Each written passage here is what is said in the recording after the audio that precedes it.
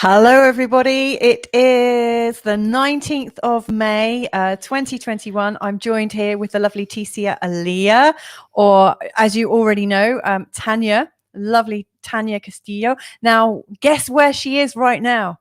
It looks like she's an angel in some kind of heavenly dimension. She's actually in the room with me. We've spent the afternoon together, haven't we? Yay! Sat in the sun, having a cup of tea, having a lovely chat.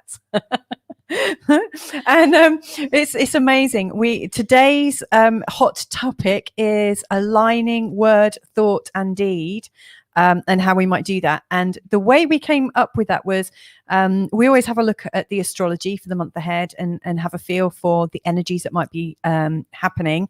And, you know, I was saying, well, there's something about our alignment going on, and it just kind of resonated. So that's what we're going to be exploring today.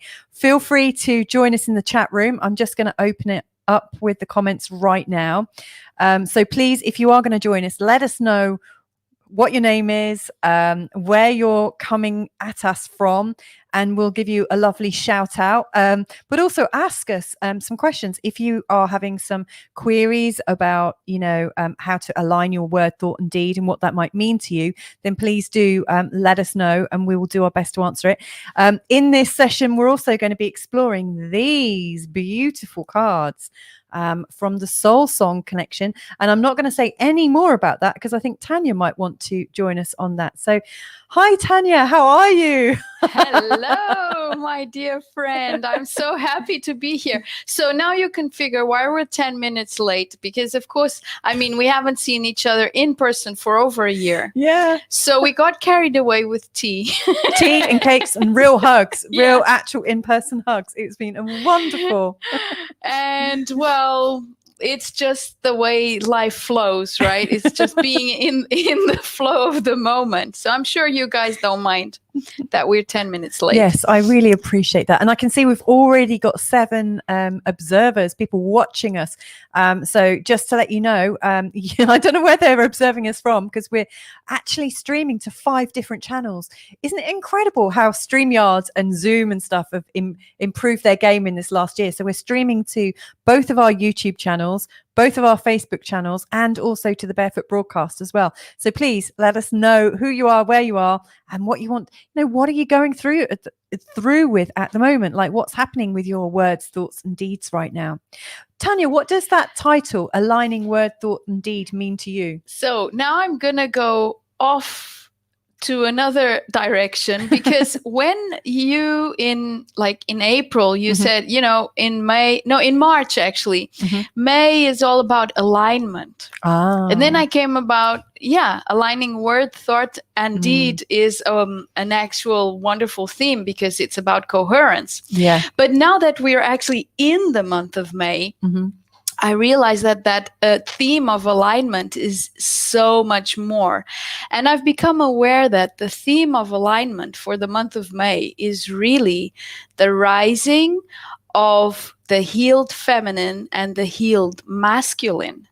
Wow. And this is the alignment that is really coming on full force now.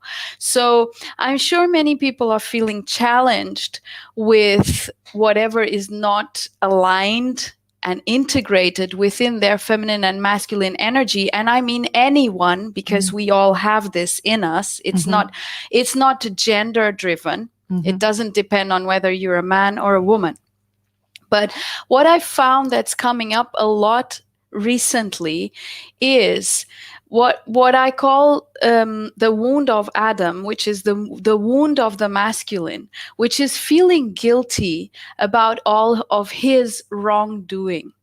And so many people are going around in circles with this feeling guilty and sort of maybe doing things against their will just because it seems good, because they have to pay some sort of a debt for what they feel that they've done wrong. And sometimes this is so subconscious and unconscious that people aren't really aware that they have this sort of self-punishment going on and needing to somehow repair whatever they sense is wrongdoing. And this is coming from the wounded masculine. The archetype of the masculine in his wounded self is exactly transporting this permanent guilt of wrongdoing. As at the same time, the feminine is coming out of hiding. She is saying, wait a minute, I don't want to be sleeping anymore. I have this real grace. I have this power to love. Like never before, this is coming forward. And any unloved parts of people are knocking on the door. So this is why it seems very chaotic emotionally at the moment, because the unloved self is coming out and saying, are you ready to take me in now? Ooh. I love that. And I'm not sure if I love it because you said it, or because I don't know whether to look at my computer screen or through my ring light at you in person. And I actually think I'm slightly hypnotized because like you are surrounded by light no matter how I look at you. And so like listening to you then and hearing that, it was like, wow. I think everybody is feeling this. Tom, I'm going to pronounce it in a French way. Tom Lemo. Namaste, dear angels. Tom here from Germany. Hi, welcome, Tom. Do you know Tom? Yes, Tanya? I do. Yes, I do. Is he French? He's in Germany. He's French. I don't know why he's got his name Lemo. Well, maybe you can tell me one day, Tom. I asked him if he's feeling well. I didn't realize that if I responded in the chat room, it would respond from all 5 channels that we're. So it's got, how are you, Tom? How are you, Tom? How are you, Tom? And he said, I'm feeling grand. So that's really awesome. Yay, awesome. We've got Katarina Sarau saying, whoa. Hey, my friend. Hi, Katarina. Welcome aboard. Tom is coming in saying, apps can totally agree with what Tanya says. Amazing times. Yes, they really are. And Gregor is joining us again from Slovenia. Hi, I Gregor. think this is the 3rd time he's joined us. Each time we've done a show together. Yes. That's brilliant. And Tom is just saying, yes, I will tell you for sure. Thank you. Actually, about the Lemo part. It's actually a funny story. So we're all ears. We're all ears, Tom. Let us know. You know, you can always share the story with us today. And I'm sure it will somehow feed back into the overall theme of aligning word, thought, and deed. Which is basically aligning feminine and masculine to marry harmoniously inside of ourselves so we can really be aligned. Well, I'd like to go back to the Adam and Eve that you started on, because it was, you were saying Adam, like what? The wound of Adam. The wound of Adam. What is the wound of Adam? Is it that he didn't protect Eve from falling? Basically, she asked him to support her when she was feeling that things weren't going too well in energetically, when things needed to somehow accelerate, and that's when Earth came to be. Wow. And but he then got high on the power of what she had asked him to hold for her, and then didn't give it back. Right. And took it from her. And then we've got all of the history of now, if we're going to look at gender, in this case, all of the history of the female being put down, but inside of ourselves, it's exactly the same story. So the feminine energy, which is basically our intuition, basically our sense, our feeling self, the graceful, creative inspiration, that is the feminine inside of us. And basically the masculine inside of us is meant to be so in love with her as his muse that he supports creation. So the masculine will bring that she is inspiring into fruition. Wow. But since he usurped that power and she just went into hiding her natural beingness, then we've got a world driven by greed, etc., etc., etc. We don't even need to go there. Yeah, we don't actually, do we? In each woman and man. So this is not a gender thing. Okay, though of course it has played out in gender in the world. Yes, because a lot of us do seem to favor the side of our gender that we identify with. Yeah, I understand that.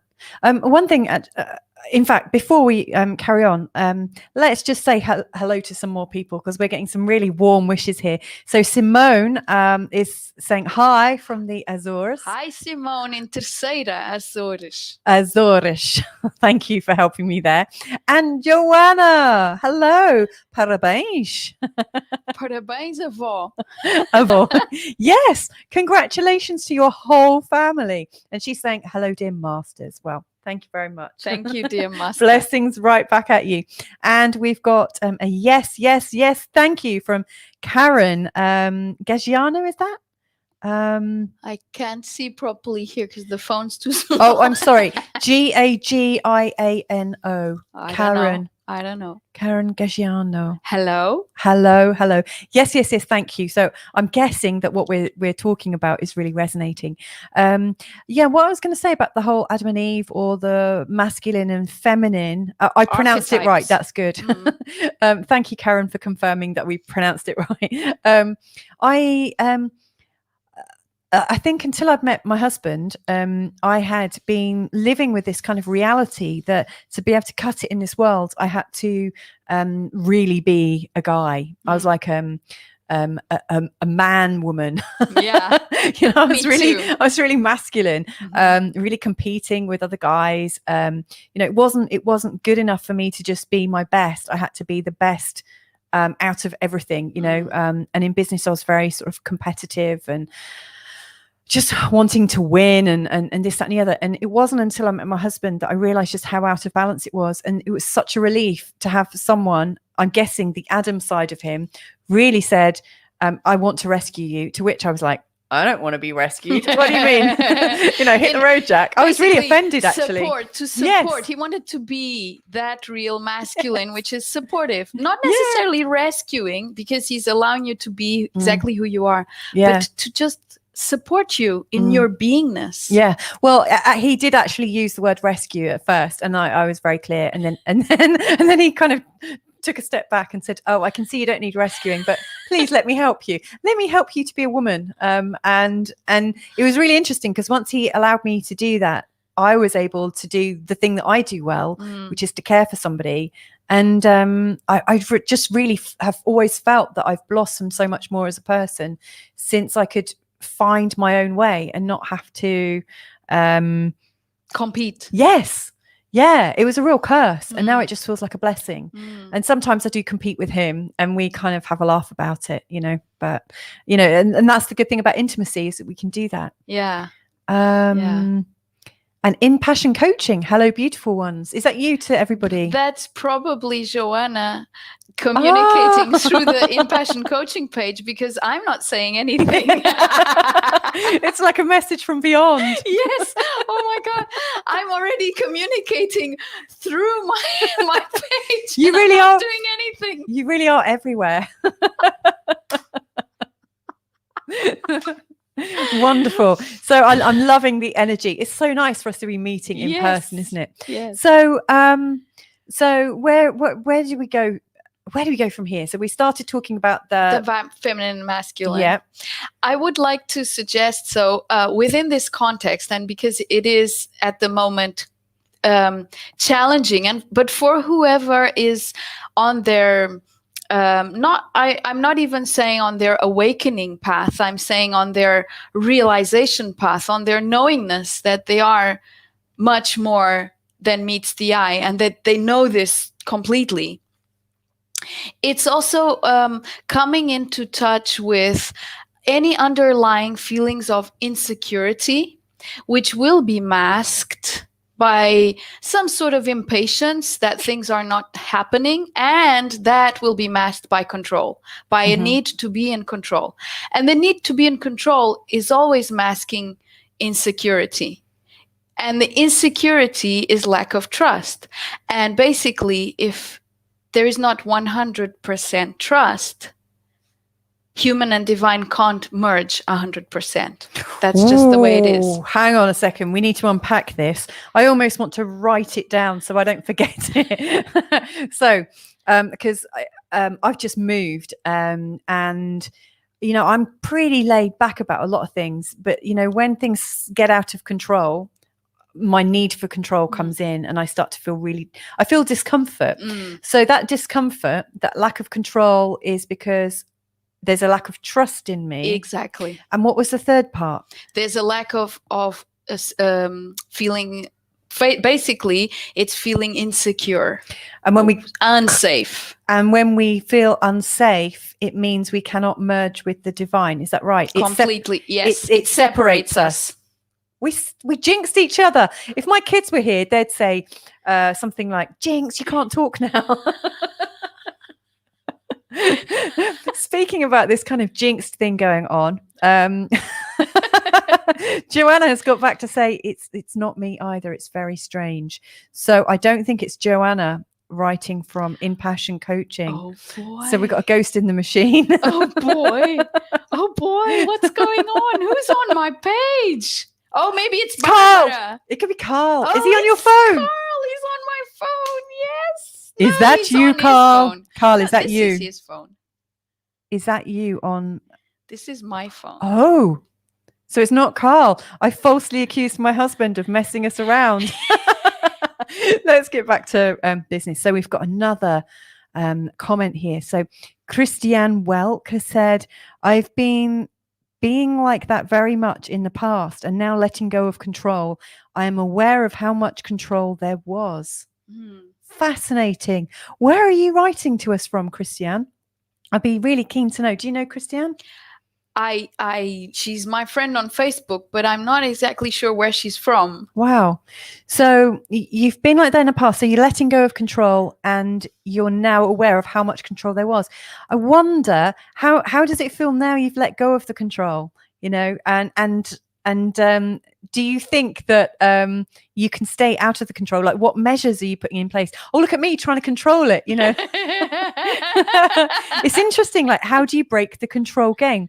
Karen Gagiano is saying the plot thickens. Yeah. I can almost hear some kind of like background music. So Christiane's from Luxembourg. Okay. Excellent. Thank you. Thank you for that. Yeah. So how do you deal with the need for control or safety? I would say, so really coming into that space of trust with our essence, with our knowingness, with our wholeness, is really realizing that we are safe no matter what. Of course, in practice, right? In practice, this takes on all sorts of colors, because I mean, that's when it hits the grind, is when real life is happening. So when we're in a situation that gets us sort of a little bit, ooh, and now what? We get to choose. I'll share a story that happened with me this week. So this last weekend, we had a science retreat, and it was held online. So we didn't have the people with us, but whenever we are hosting one of these retreats, we go to a place where we are silent and where we don't have to take care of the house and stuff like that, and where we are in nature, and when we are really providing that space for ourselves and for whoever is doing it wherever they are.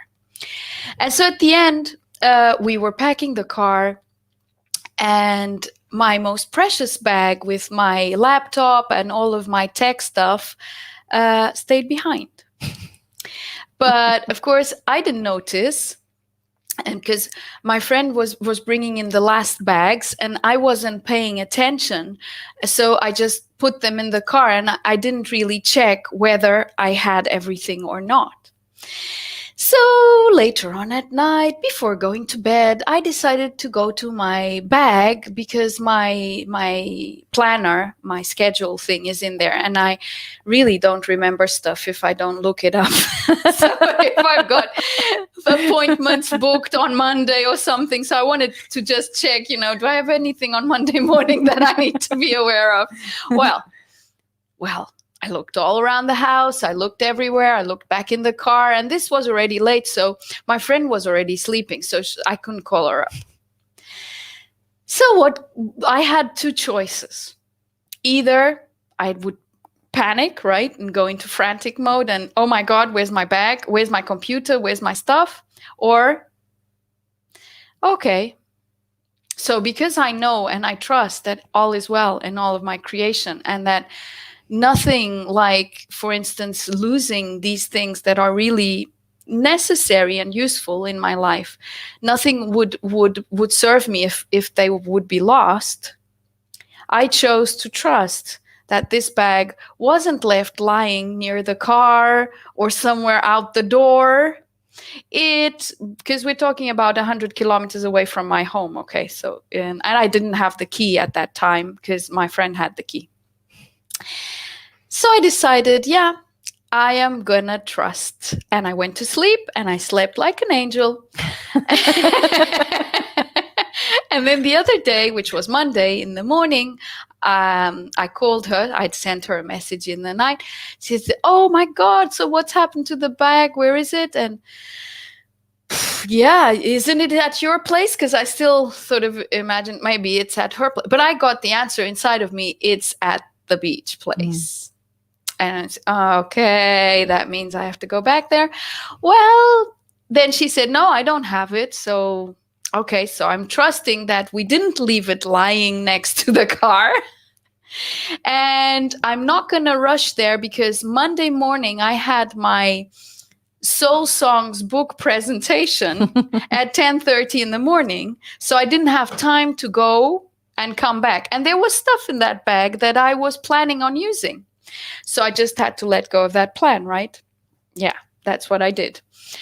And I figured because on Wednesday, I actually was defining maybe I'm going to meet Louisa, and Louisa is not very far away from that other place. So I'm going to allow myself to relax enough to really let this go and only go on Wednesday. And I'll make do without the stuff that's in the bag.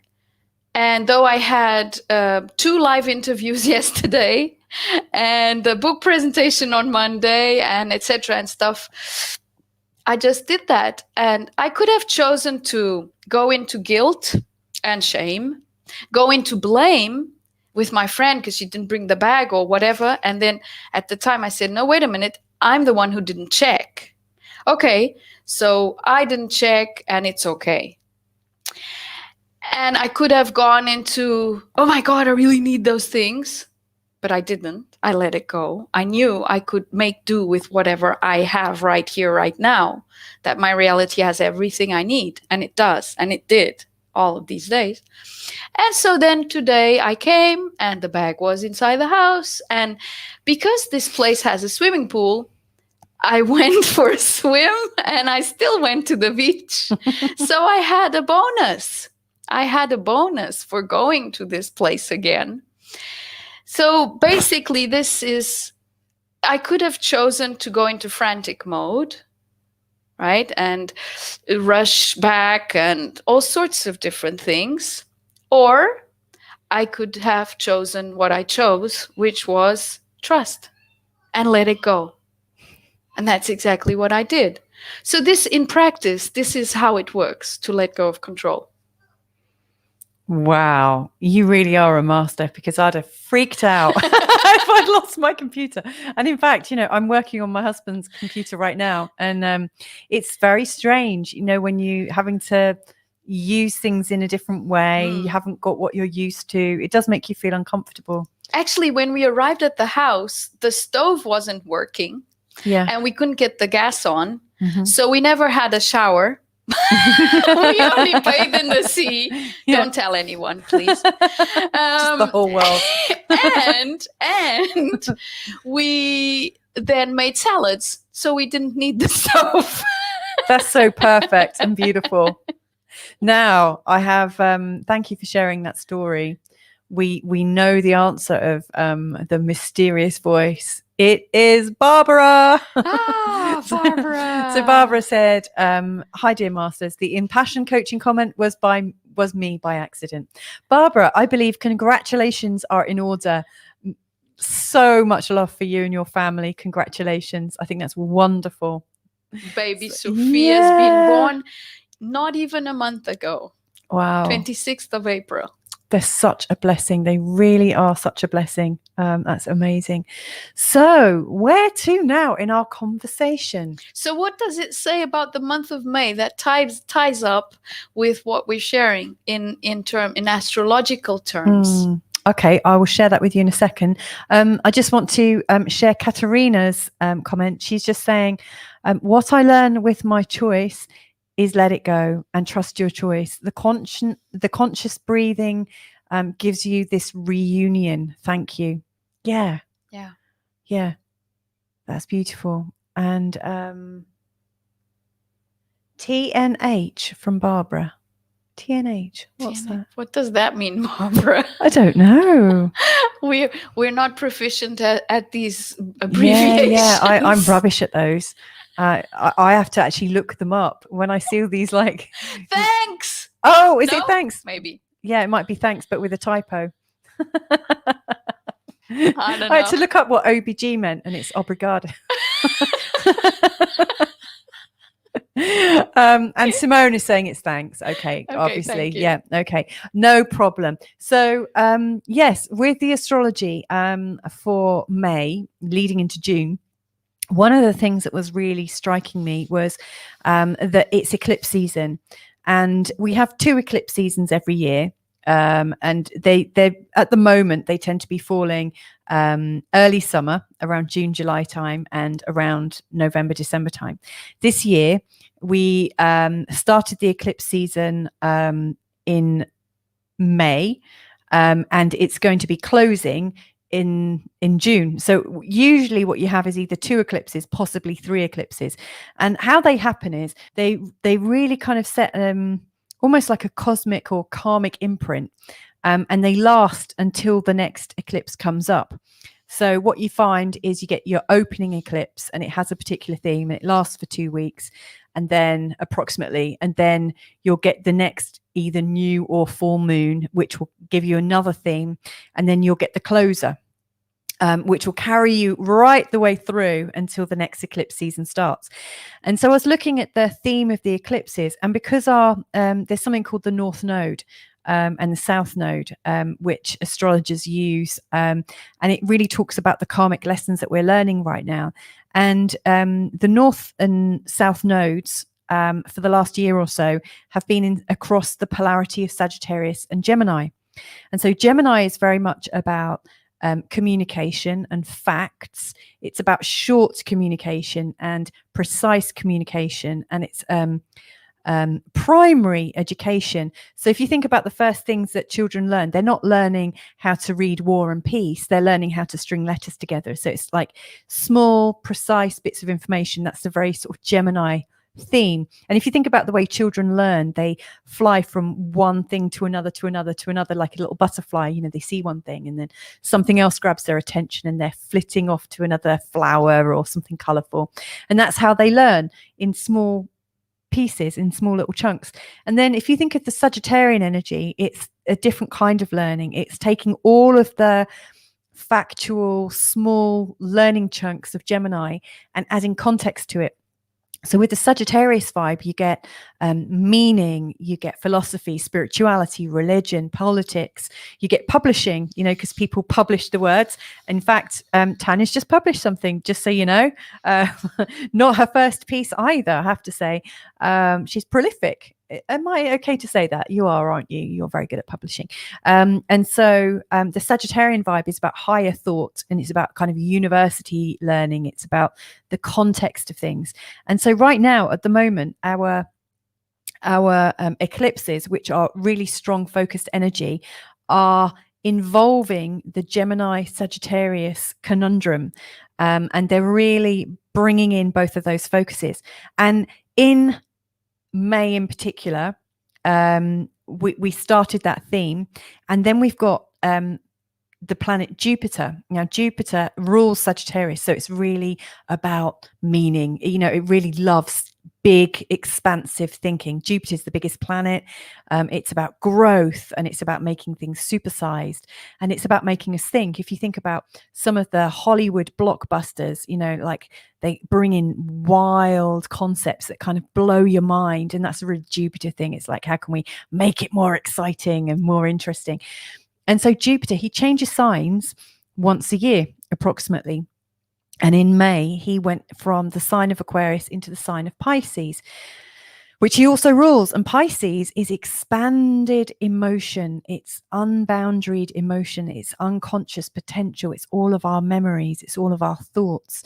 And Pisces is kind of chaotic at times because there's so much out there. If you think of the ocean, and if you were trying to look into the ocean, you'd only be able to see what as far away as the end of your arm, and then it's all in the dark. And Jupiter shines a light like a big torch, but even Jupiter can't shine a torch all around the ocean. So if you imagine all of your memories, they're all kind of swimming around in your unconscious mind, and then Jupiter shines a torch and something comes alive again, and you're like, whoa, and then you have to reprocess it.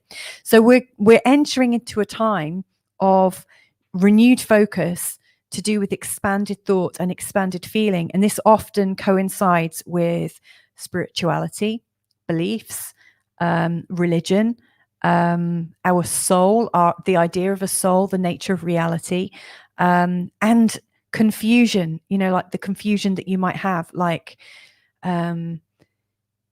the idea that you don't understand reality and that something might just suddenly appear and you're like, whoa, maybe life is quite mysterious. So all those conundrums kind of come up for people. And so we're entering to these big times. So not only are we going through this expanded thought, but we're also having our triggers pulled and pushed with the Gemini and Sagittarius thing. And so the first thing I'd like to show you, if I may, is a quick snapshot of the next eclipse, which is in a week's time. Let's just see if I can find where I put it.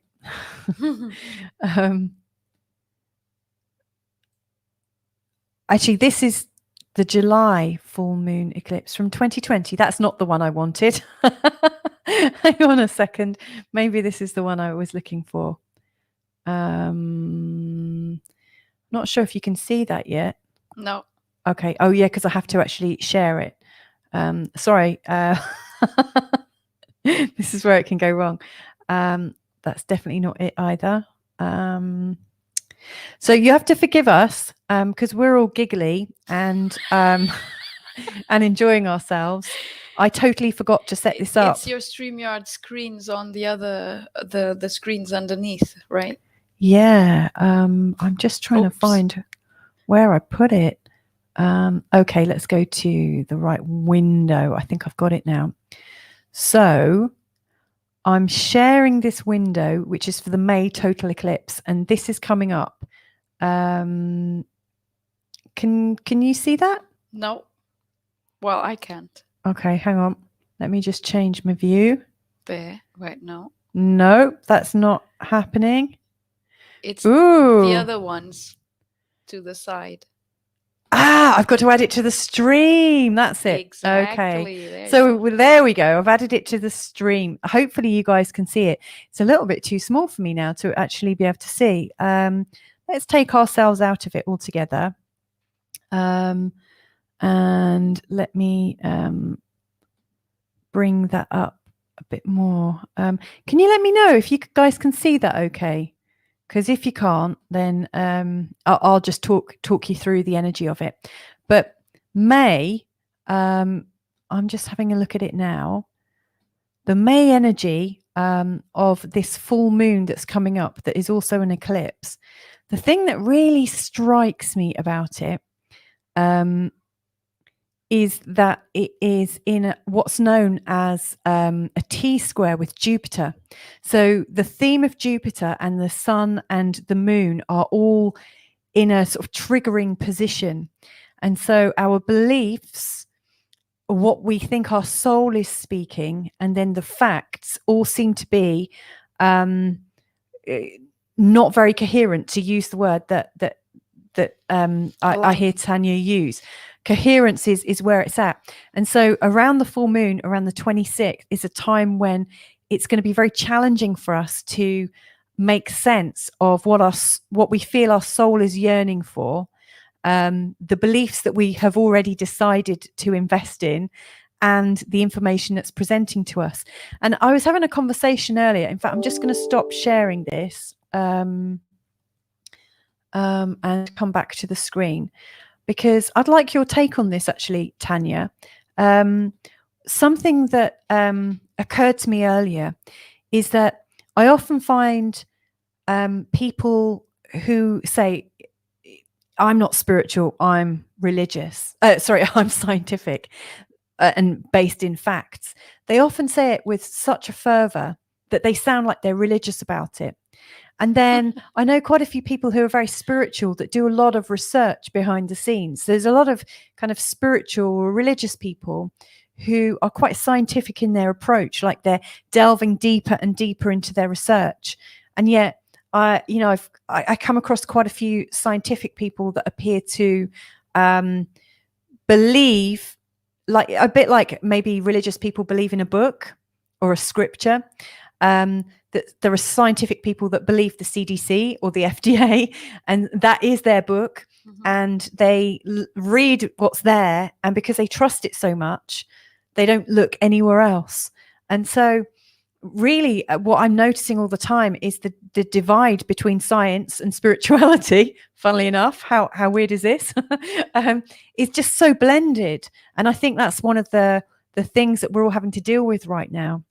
And I see this happening over this next month. And I think that's where the idea of aligning with word, thought, and deed has come from. Mm-hmm. Because I guess our thought is could it be the soul's yearning, or the deed? I don't know. Maybe I'm trying to fit it into a model. But right now, the themes that are coming up for me and the clients that I'm working with seems to be this, that there is no separation between science and spirituality. It's all one. And isn't it funny that we are both involved with the Higher Self Expert? Which is where science meets spirituality. Yeah, I know. It's incredible. Actually, the divide is artificial. Tell me and it was created at the Council of Trent a few centuries ago by the Inquisition. So at that time, the Inquisition came and said, okay, now the people who are working in the world of science, because that's when when science started being born, really, as we know it, you are not allowed to dive into any kind of spiritual talk, and because we are the ones who manage God, basically. Wow. This is what the Inquisition put forth. So we, the church, manage God. You guys manage matter. Wow. So that's when the divide happened. And why did it succeed? Because if any of these scientists was caught diving into a more metaphysical, more expansive view of their findings, they would be burnt at the stake or tortured in order to say that it's wrong, which is what happened to Galileo. Actually, he was tortured in order to say that his view of the earth regarding the sun was wrong.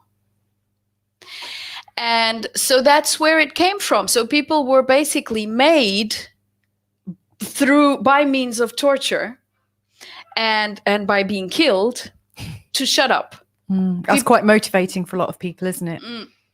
And that's why since then, and many of us have felt this very often, that when we start feeling this wisdom coming up from inside, of welling up, and it just wants to express itself, and then we sort of go through a period of catching ourselves before doing it, before expressing, because this underlying fear which is basically in mass consciousness, this underlying fear that if you express something more profound and related to the real world, to the world of matter, you are in danger. You are going to be persecuted, eventually tortured and killed. Wow. Because this happened for a very long time, actually. So we're talking about people being persecuted for even like the so-called medicine women and men at that time. If anyone was caught doing medicine without being a sort of a scientist or a doctor that had been to some sort of university or whatever at that time, that person would be coined as a witch or a sorcerer, and they would be burned at the stake.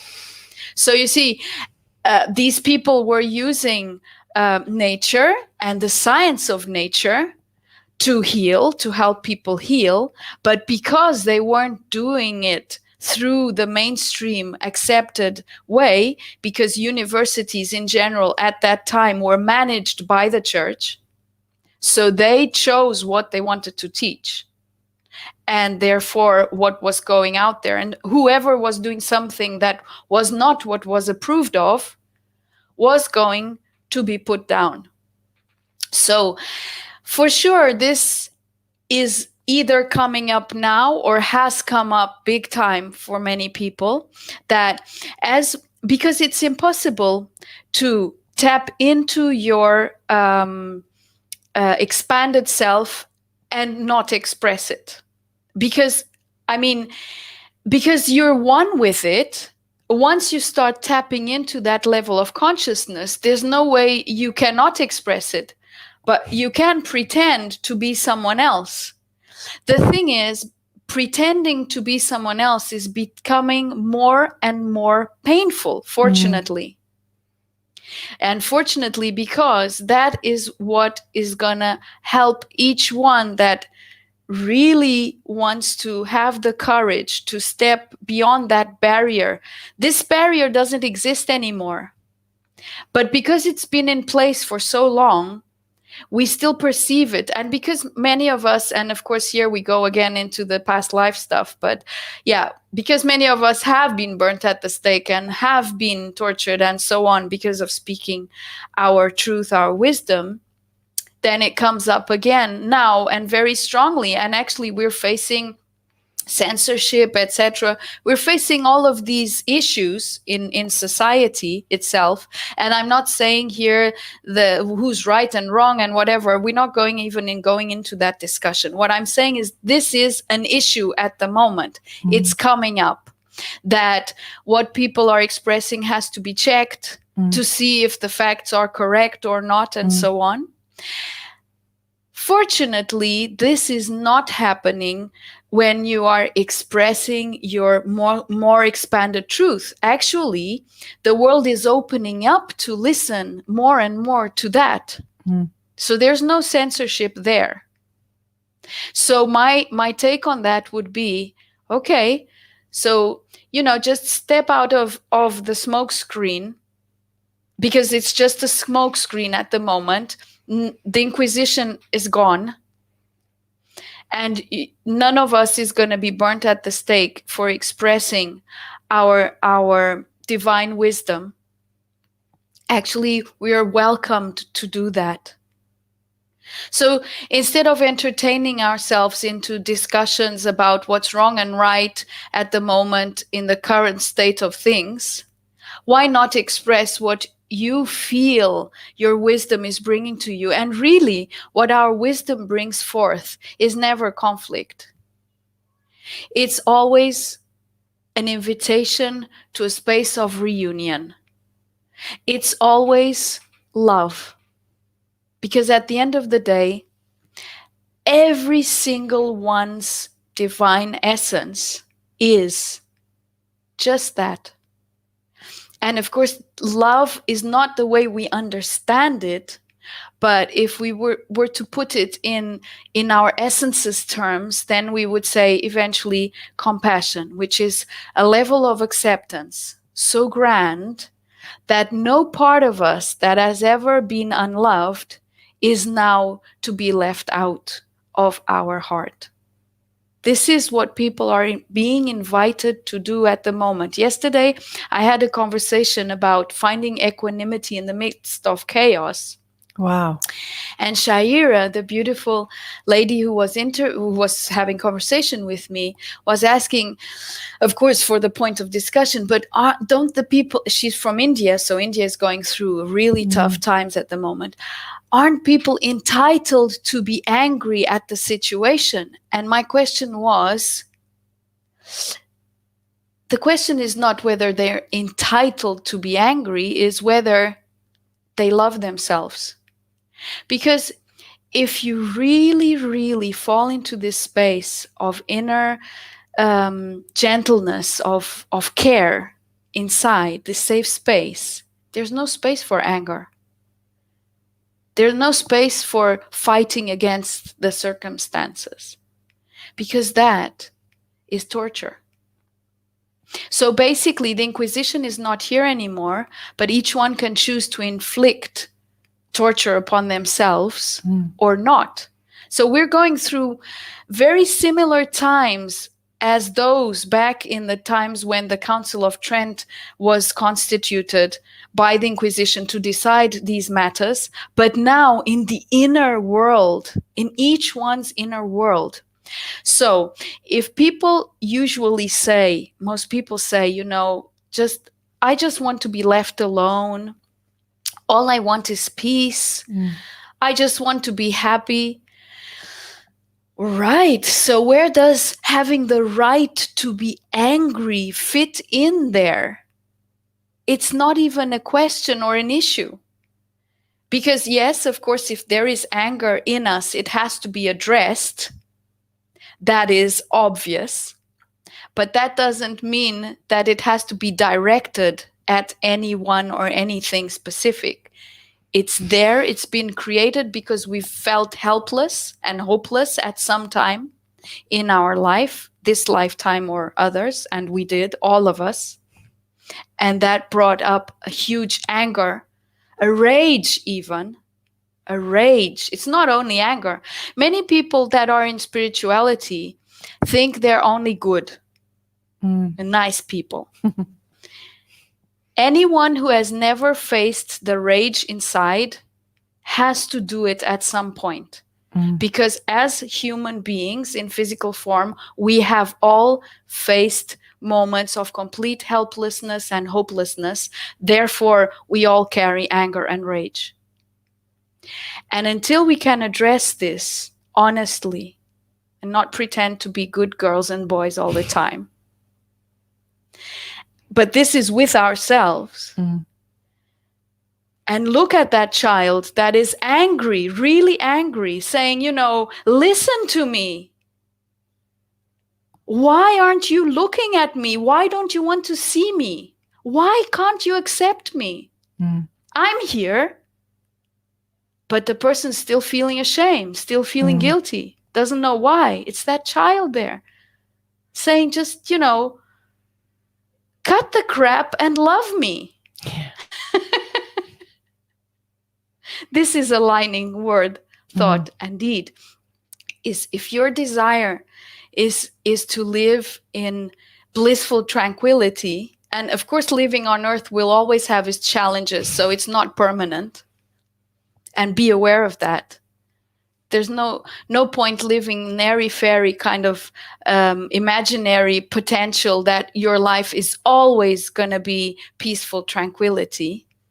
There are moments when you are a little bit shaken. But if you are aligned, it's very momentary. And you come back into your presence and into your wisdom that says, I love me more than anything outside that can want to make me not love. That's aligning word, thought, and deed. Oops. Glad that was you and not me. We're sharing a tripod, and it was going to be one of us that kicked it at some point, but I've done it twice. That was beautiful, really beautifully put. I can totally resonate with the anger and rage in me. And in fact, a few years ago, I had homeopathic treatment for suppressed rage. And and it kept on coming. It kept coming up and coming up and coming up. And I'm aware of it when it comes up. And I don't chastise myself for it, but it was a real stigma for me as a child. I think there was a family term used that I was born angry, and I really find that unhelpful because it, I mean, I chose to listen to that and believe that about myself, that I must have been born angry or born wrong, but I carried it. But someone did put that on me. And children don't necessarily know to let go of it. I've kind of let go of it now. And when I realize I haven't fully let go of it, I pick it up again and go, oh, and like, because I've got these small children, I look at them and I recognize that none of them have been born angry. And sometimes they are completely justified to feel frustration and rage because they don't understand what's going on. I'm not going to demonize them for it or label it, or I'm just going to hold them and let them know that they're loved and they're safe, and let them make it safe for them to feel their rage and not feel the shame of acting out of character and not being a goody two shoes, Yeah. Thank you so much for that. We've got a couple more messages, but actually I think after that we can probably wrap this up a little bit, because I think actually we've really, that last bit has just really done it, hasn't it? That's the conversation, I think. Yeah, that's the theme of the month of May. Yeah, definitely. I think you just expressed that really beautifully. So a final few messages then. Karen has said, this trauma is deeply embedded unconsciously. I think that's referring back to the burning, the witches, the witch hunts and stuff. And it's definitely coming up for me. Yeah. Thanks for sharing that, Karen. Thank you. I have to say, like, the fear of the persecution is a real one. I realized a couple of days ago that that I have felt a series of persecutions and had a kind of sensitivity for it. And so even if it wasn't coming up, I sometimes would feel it almost like preempting it, thinking, oh, someone's going to disapprove of me. Exactly. Oh, I must feel persecuted. Yeah. Because it becomes habitual as well. You expect it. And Karen's also said, wow, thank you. So I think that's... Thank you, Karen. And then we've also got a message from Vandana. So saying hello. Hi. So is there anything that you'd like to I'd like to finish add with? it's interesting because my book, the Soul Songs book, which I wrote initially back in 2010-11, of course now I've added parts because it's a new edition, so it's not only a visual new edition, it's also got some new content. But at that time, that was actually my biggest challenge, because this book, it's got stuff directly from my diary.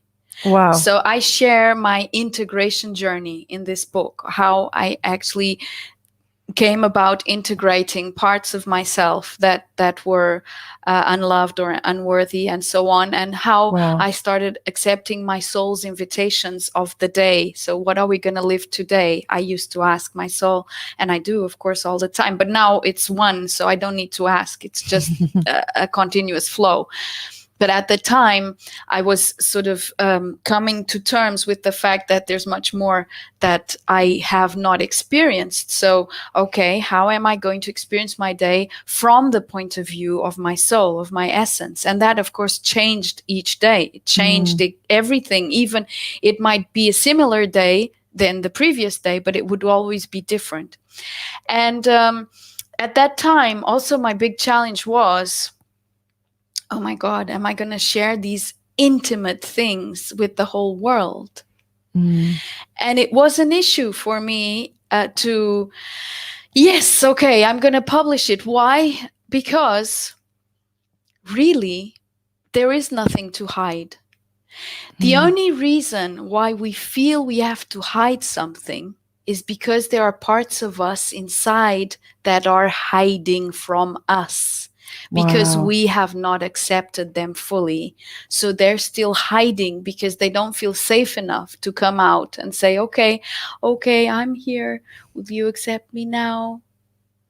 Because, I know I was a bad girl, but can you forgive me? So that's the main reason why we feel this need to not be open and transparent because it seems dangerous. It just seems dangerous because there are parts of us that feel endangered by that. So it's interesting that this book precisely has come out exactly right now.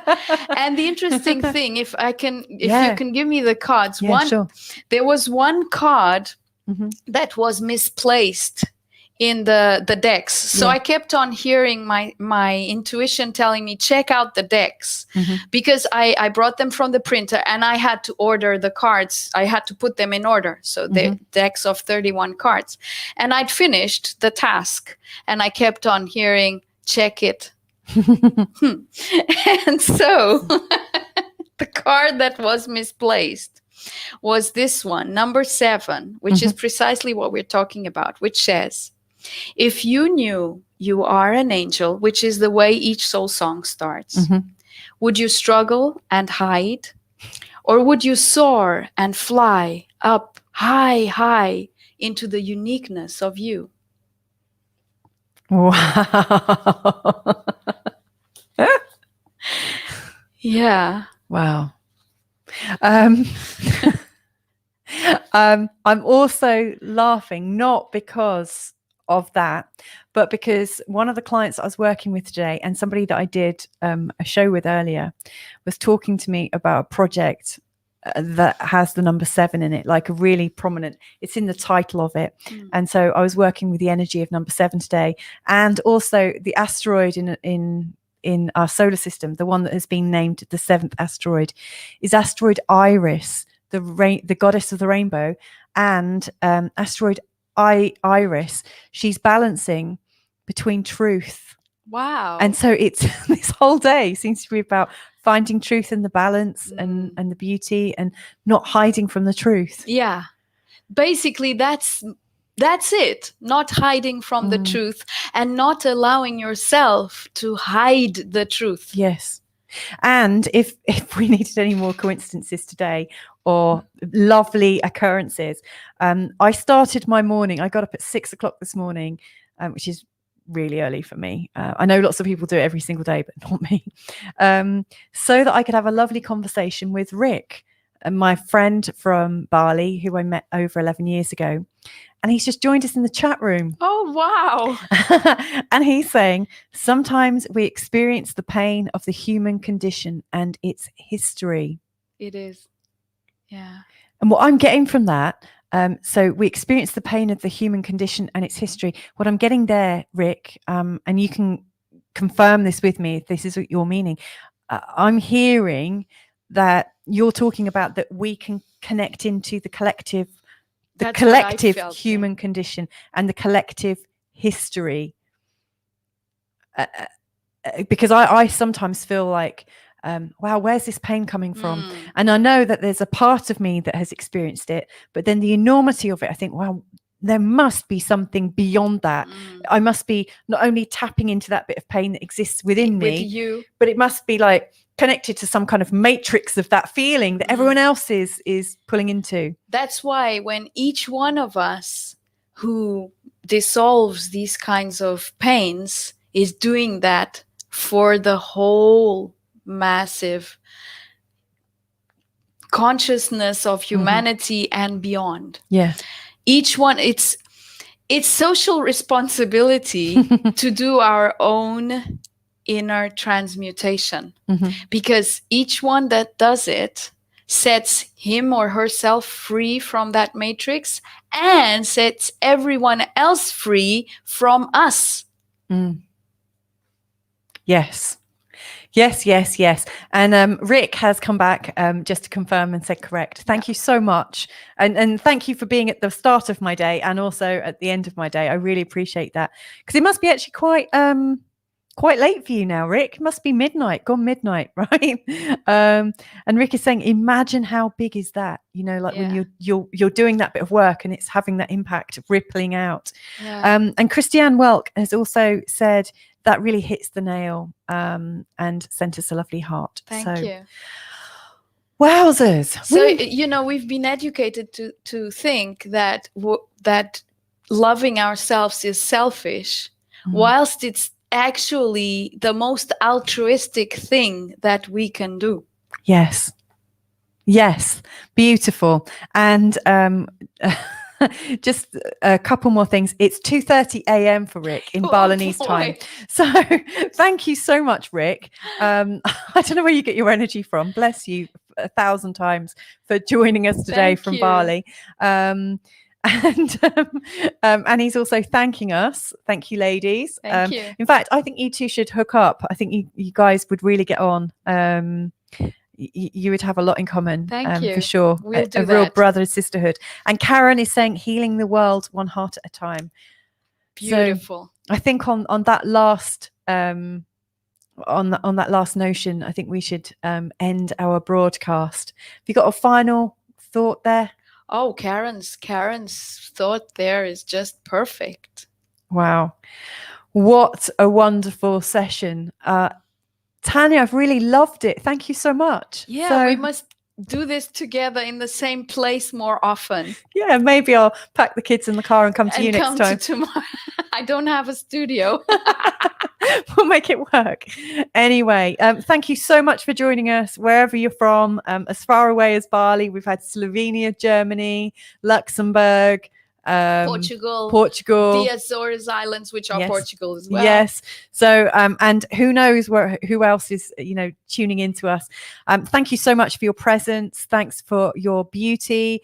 And we love you and see you next time. Don't forget to connect with us through social media if you want to keep up with these. We absolutely love it. And just to remind you of the name of the book from Tanya. Do you want to hold it up again? Yeah, I've got it in English, Soul Songs, The Melody Within. And it has a deck of cards, which you can get or not. It's also now going up in its ebook format on Amazon. And I've got it in Portuguese, Baladas da Alma. Wow. So that also comes with the cards, which are inside the book as well. So people can get both or not and use it separately. And do they go to Amazon for that or to inpassioncoaching.com? Yeah, to inpassioncoaching.com, because the physical versions, I'm not putting these on Amazon simply because it's full color. And it doesn't work on Amazon. I mean, it would come out at an exorbitant price for the public. If anyone who puts books up there knows that it would be crazy. So this has to be ordered from me. The only thing that is on Amazon is the digital version. Wow. And I've got one final mention, actually. Thank you for sharing that, by the way, Tanya. But Gaining Wisdom, you checked into my show with Rick this morning at 7:00 in the morning, and I didn't get to hear where you're from. And you've just come in again from Baton Rouge, Louisiana. So we reached the States as well. So it's kind of like a worldwide affair. Wonderful. So thank you so much. Gaining Wisdom. It's lovely to have your presence here today as well. Thank you so much. You. Right, on that, let's say goodnight. God bless and see you next time. Thank you. Bye for now.